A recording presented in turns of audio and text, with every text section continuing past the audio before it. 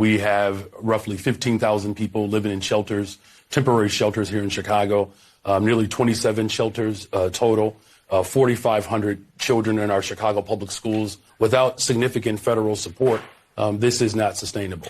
Immigrants from the southern border have entered Chicago through a new method of transportation over the last week, using transit trains to go into the city after buses drop them off in the suburbs. Since August 2022, more than 26,000 immigrants have been bused to Chicago. Chicago still accepts buses of immigrants, but has recently started to restrict when and where arrivals can take place. Buses must drop off during approved weekday hours, and the city designated a specific migrant drop-off zone in Chicago's West Loop, with arrivals limited to 2 per hour.